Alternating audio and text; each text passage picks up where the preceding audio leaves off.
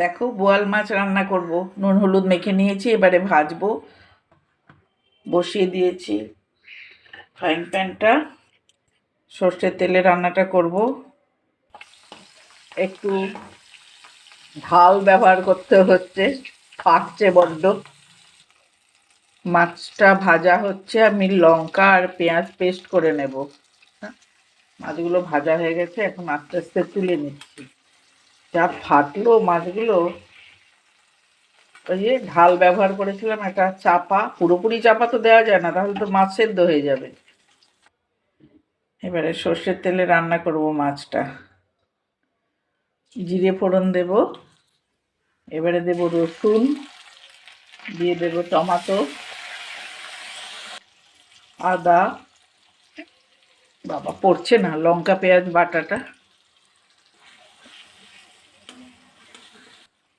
নুন, হলুদ, জিরের গুঁড়ো, ধনের গুঁড়ো।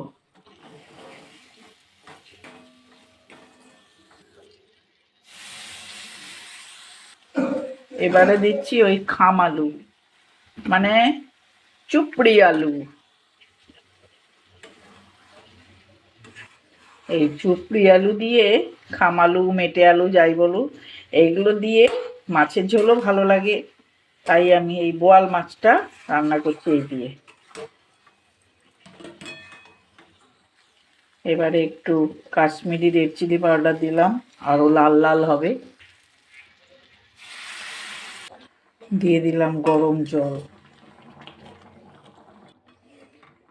আমার খাম আলুটা সেদ্ধ হয়ে গেছে, এবারে আমি ভাজা মাছগুলো দিয়ে দেব।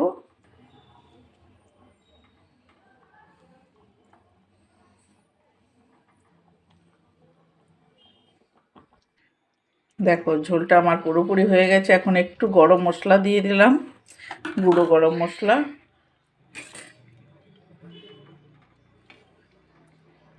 আর একটু গন্ধরাজ লেবুর পাতা দিয়ে দেবো। শিরাগুলো আমি ফেলে দিয়েছি, বাই চান্স যদি তেতো হয়ে যায়, এই জন্যে।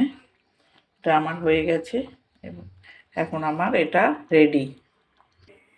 দেখো এইভাবে করে নিয়েছি বোয়াল মাছ, গন্ধরাজ লেবুর গন্ধ দিয়ে বোয়াল মাছ। লেবু দিতে লাগলো না, পাতাতেই হয়ে যায়।